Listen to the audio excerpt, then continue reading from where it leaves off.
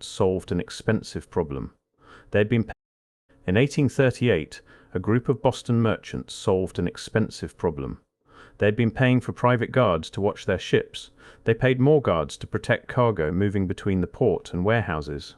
The cost was cutting into their profits every single year. So they proposed something that would change American history forever. What if the public paid for their security instead? What if they called the whole arrangement a police department? That is not a theory, but documented history from Boston's own records. It changes everything you think you know about American policing, because for the first 200 years of this country, there were none. No departments, no precincts, no badges, no uniforms, no one to call. The story of how that changed is not the story you were taught. Before 1838, American cities relied on a system inherited from medieval England called the Night Watch. Boston started one in 1636, New York followed in 1658, Philadelphia in 1700. The concept was simple. Volunteers would walk the streets from sunset to sunrise, carrying a rattle and a 6-foot pole painted blue and white. They watched for fires, listened for disturbances, and were supposed to confront criminals. If they spotted trouble, they raised what was called a hue and cry, shaking the rattle and shouting until nearby citizens came running to help. The watchman himself was not expected to handle the problem alone. He was an alarm system with legs. In practice, the entire operation was a disaster. Watchmen routinely drank on duty. They slept through their shifts. Some communities required watchmen to call out the hour aloud, not to inform the public, but to prove the watchman was still awake. And here is the detail that reframes the entire system. In many colonies, night watch duty was assigned as punishment. If you committed a petty crime, your sentence might be walking the streets at night pretending to keep other people safe. The person protecting your neighborhood might be doing it because he got caught stealing from someone else's. It gets worse. Every able-bodied man could be called to serve on the watch.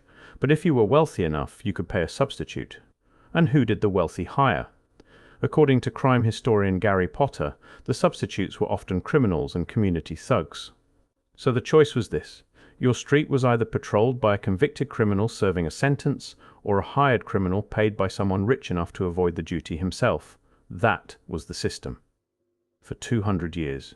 The constables who supervised the night watch were barely better. They worked on a fee basis, paid per warrant served. Their income depended not on preventing crime, but on processing it. The more warrants they served, the more they earned. The more arrests they made, the better their year. Nobody measured whether the neighborhood was safe. Nobody counted crimes prevented. The only metric was crimes processed for payment. This was not public safety. This was a business model. And nobody rich enough to matter was complaining because they had private security. While the North ran this broken volunteer operation, the South built something entirely different.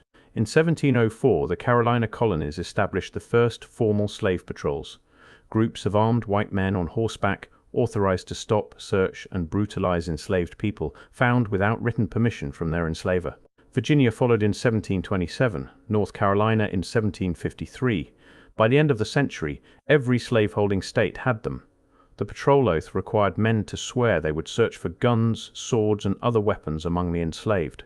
That oath is the earliest known sworn statement of American law enforcement, not a promise to protect citizens, a promise to search for weapons among people being held against their will. These were not informal posses. These were organized, government-sanctioned forces with specific jurisdictions and regular schedules. By 1837, Charleston's slave patrol had over 100 officers. That made it the largest organized policing force in America. Larger than any city's night watch, larger than any constable system in the North. The first professional law enforcement apparatus in this country was not designed to stop crime. It was designed to stop freedom. Now, here is where the standard explanation comes in, and it deserves a fair hearing. Cities were growing explosively in the early 1800s. New York's population hit 400,000. The night watch of 80 men was laughably inadequate for a city that size. Crime was rising, riots were frequent, immigration was accelerating, and with it, social friction. Something had to change, and the British model of professional policing, created by Robert Peel in London in 1829, offered a template. All of that is true. I am not disputing that cities needed better systems. The night watch was genuinely failing. What I'm questioning is who the new system was designed for, because the evidence points somewhere very specific, and it is not toward the general public.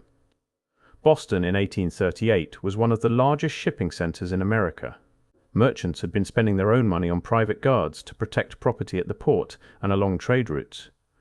Then someone realized the math could work differently. If protecting commercial goods could be reframed as a matter of collective public safety, the cost would shift from merchants to taxpayers. The city created the day police. 6 officers working under the city marshal.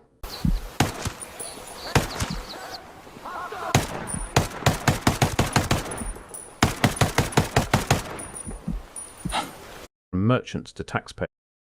Merchants had been spending their own money on private guards to protect property at the port and along trade routes. Then someone realized the math could work differently. If protecting commercial goods could be reframed as a matter of collective public safety, the cost would shift from merchants to taxpayers. The city created the day police.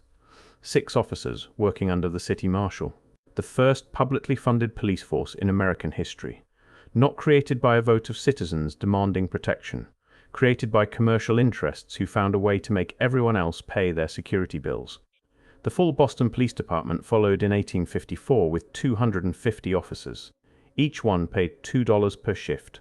Their primary task was maintaining order, which in practice meant protecting property and controlling the populations that threatened commercial activity. New York followed in 1845. The state legislature authorized up to 800 officers. And what happened next should concern anyone who believes the system was designed to function. The officers refused to wear uniforms, not quietly. They organized a public rally that drew 1,500 people. Officers stood before the crowd and called the proposed uniform a badge of civility. They declared they were no serfs. They said that being forced to identify themselves as police would bury popular freedom. Some were dismissed for refusing to comply. They appealed to the courts. It took 8 years of bitter public debate before New York finally adopted uniforms in 1853. The first outfit was a leather helmet, a blue frock coat buttoned to the neck, and grey trousers with a black stripe. 20 years later, in 1874, officers still reported that wearing the uniform drew insulting remarks from the public. These men were hired to keep order. They carried 14-inch clubs. And they did not want anyone to know they were police. The public did not want to know either. Both sides distrusted the institution from its first day. There was no training. None. Officers were appointed for 1 or 2 year terms, nominated by the alderman of whatever political ward they lived in. If the ward leader liked you, you got a badge. If he did not, you were gone. By the 1870s, the Tammany Hall political machine controlled nearly every appointment in the New York department. Positions were bought and sold openly. The police did not serve the public. They served whoever had enough political power to put them on the street. I spent 3 weeks with this material before I could figure out how to present it. Not because the evidence is thin, the opposite. There is so much documented so plainly in sources that are not obscure or contested that the real difficulty is explaining why none of it is common knowledge. I kept circling back to one thing that genuinely troubled me. The Boston Police Department's own official website describes its history. It lists the dates, it names the night watch, it mentions the day police of 1838. All of this information is right there, publicly available on a government website. There is no cover-up. There is no conspiracy of silence. There is just a version of the story with the financial motivation edited out, told so flatly that nobody thinks to ask who benefited. You learn about the Boston Tea Party in school. You learn about the Constitutional Convention. You do not learn that the first police officers in American history were merchant-funded guards who refused to be identified and served at the pleasure of political bosses. That omission is not accidental. It is structural. The same way you do not learn that America had no birth certificates until the early 1900s, or that street addresses were invented for purposes that had nothing to do with mail delivery, and the structure broke down faster than anyone expected. 12 years after New York created its police force, the city had 2 of them. Mayor Fernando Wood controlled the municipal police, a force loyal to his democratic political machine. In 1857, the Republican state legislature created a new metropolitan police force to replace Wood's men. Wood refused to disband. On June 16, 1857, the 2 forces attacked each other on the steps of City Hall. Officers in blue fought officers in blue. Neither side knew which force had legal authority. One contemporary account described 5 Points criminals dancing in the streets while the two police forces brawled. Arrests made by one force were overturned by the other. Suspects were captured by municipal officers and immediately released by metropolitan officers. The entire concept of law and order collapsed into farce. The National Guard had to be called in. The State Court of Appeals eventually ruled the Metropolitan Police legitimate. 12 years. That is how long it took for American policing to descend into a physical war with itself. The institution was so thoroughly controlled by political interests that two rival power structures created two rival armies, and the citizens those armies were supposed to protect watched from the sidelines while their taxes funded both. Follow the money forward, and the pattern holds. By the 1880s, NYPD Superintendent Thomas Burns had accumulated personal wealth of $350,000. Adjusted for inflation, that is roughly $9.6 million today. Where did a police superintendent get that kind of money? From investments made on his behalf by Cornelius Vanderbilt and Jay Gould. Two of the wealthiest men in America were personally enriching the head of the city's police force.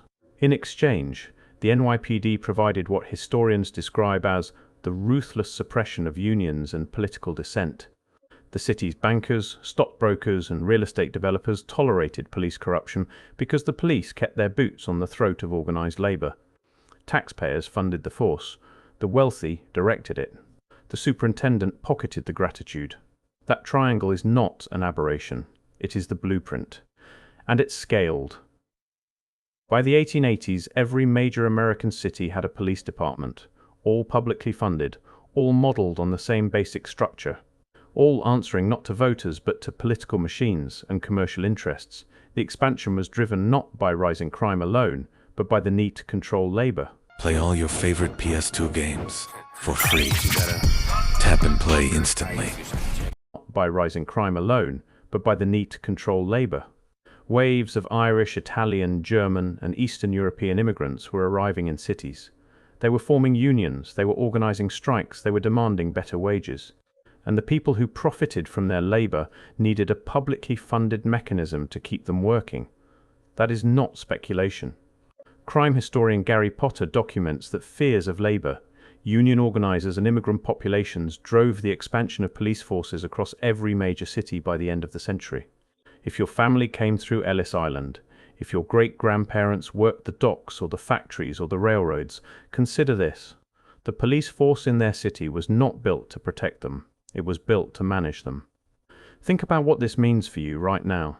The structure has not changed. The badges look different. The training exists now, in theory. But the financial architecture is identical. Total government spending on policing in the United States reached $237.7 billion in 2024, according to the Bureau of Economic Analysis. The NYPD's budget alone exceeds $5.4 billion annually. In most American cities, policing is the single largest line item in the general fund. 40 to 60% of everything the city spends. You fund this every year. A system that began because a group of shipping merchants in 1838 decided their private security costs should become your problem. I want to be careful here. The point is not that police serve no purpose or that public safety is unimportant. That is an easy dismissal that avoids the harder question. The question is whether an institution engineered from its first hour to serve commercial interests was ever structurally capable of serving the public. One that was controlled from its first decade by political machines, corrupted from its first generation by financial elites. The night watchmen were drunks and criminals. The slave patrols were state-sponsored terror. The first police departments were merchant-funded, politically operated patronage systems. Each phase was built on the foundation of the last, not reformed, absorbed, expanded, renamed. You walk past police stations every day. You see the cruisers parked on your block. You dial the number without thinking. It feels permanent, like something that has always been here. But it has not always been here. For most of American history, it was not here at all. And when it arrived not because citizens demanded protection. It arrived because someone with money realized they could make the public pay for what they used to pay for themselves. The receipts survive. The timeline is clean. The names are in the public record. The question nobody puts in the textbooks is the one that matters most. If the people who built this system did not build it for you, then who was it built for? And if it is still running on the same financial architecture 2 centuries later, is it possible the answer has not changed? $237 billion a year. Same architecture. Same question. The night watchman's rattles went silent a long time ago. The 6-foot poles were retired. The slave patrols lost their legal authority in 1865 and reorganized under different names. But the bills never stopped coming. They just got bigger. And the line between who pays and who benefits has never been fully redrawn. $237 billion. Every year, taken from the public to fund an institution that the public never designed, never requested, and was never given the chance to build from scratch. It was designed that way. In 1838, and nobody redesigned it since. The merchants are gone. The invoice remains.